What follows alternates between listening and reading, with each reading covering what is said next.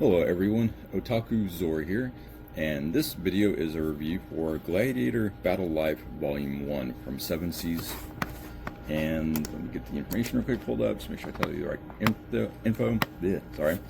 This came out June 16th of 2026, and the author is Rarutori, and it's illustrated by Atsushi Sugiyama. It's $14.99, again, from 7 Seas. So, on the back of it, let's see here. Sorry, I've got a penguin pulled up. I'm just about to read off the back of the book, but I just all of a sudden making sure it's the same. All right, cool, yeah. Anyways, the back of the book says, "Survive, defy, conquer." In the brutal colosseum where blood, glory, and despair collide, Baron Rügel Fautersch, or something like that, has forsaken his noble name to seize his own destiny. Branded a villain and despised by the crowds, this fearsome gladiator refuses to bow to jeers or fate, answering every challenge with his blade. Each fight may further tarnish his reputation, but for Rügel, carving a path of his own through steel, sweat, and defiance is worth any price. And it's actually really good, especially if you're a fan of gladiators or the Roman era, because a lot of the art on their costumes, at least certain parts of it, is very accurate. You see actual scutum shields, the Roman type shields with designs that, if you look up examples of Roman shields, you'll see that were actually used. There's even terminology is correct. Like at one point there is a guy that uses basically a spear and a net, and that's called a retiarius, and that's actually what they're called in the book. So this is, I guess I should have backed up or started off saying as well that this is a review of the English version, which is probably kind of obvious being 7 Seas.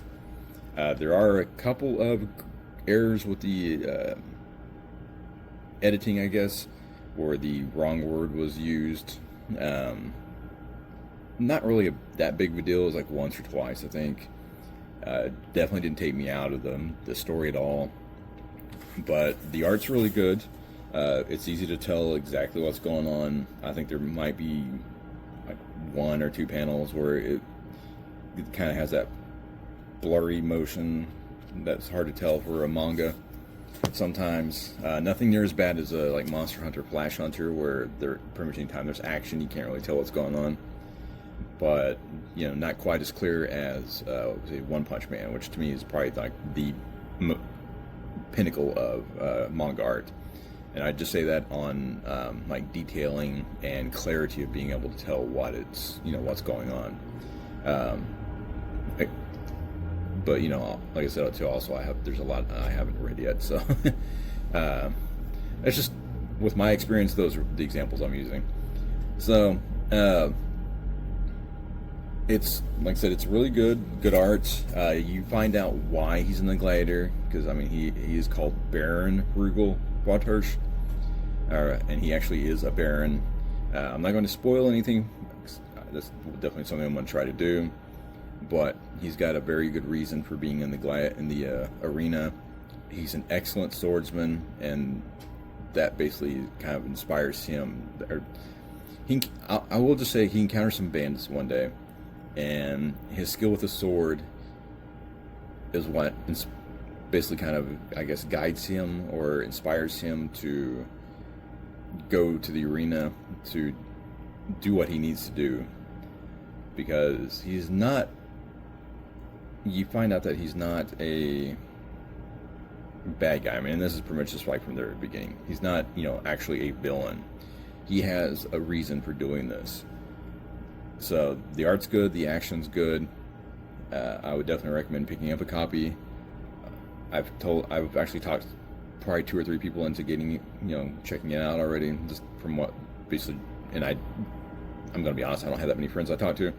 So the fact that I've pretty much been able to convince those guys to check it out, and that it sounds interesting to them, but it's good. I would definitely check it out. Which I know I'm kind of starting to ramble here a little bit, but hey, this is also the first video, so you have to kind of bear with me. Let me see if I can find any kind of good examples here. The art really kind of I wish I can. The bases on the art and everything kind of reminds me of. I can't think of a name for any particular manga, but it kind of reminds me of some of the styles you would see from like 80s manga. So, you know, definitely some good detail, distinctive art. And I definitely recommend checking it out. Let's see here, book 2 is October 6th. So, oh, and there's some cool weapons in here too. Sorry, just to say this quick. You got a guy fighting with a shamshir at one point. It's the curved swords, like if anybody's familiar with Egyptian weapons, Arab weapons, kind of like more Middle Eastern, kind of like the sickle swords on Assassin's Creed Origins, for instance. Those are always kind of cool to see pop up, and they're used really well. Even the swords look pretty authentic, because the one he uses looks like a gladius, so which is something I actually have myself, and it's just kind of cool seeing, you know, actual authentic looking weapons and shields and equipment and names and all that stuff in there. So these guys really did some research. So yeah, cut it short, go pick it up. I'd probably give it, I mean, it's not perfect, so I'd probably give it, like, you know, a 4.5 out of 5, honestly. So that would probably be my overall rating for it. And yeah, we'll see you on the next video. I have no idea when that's going to be.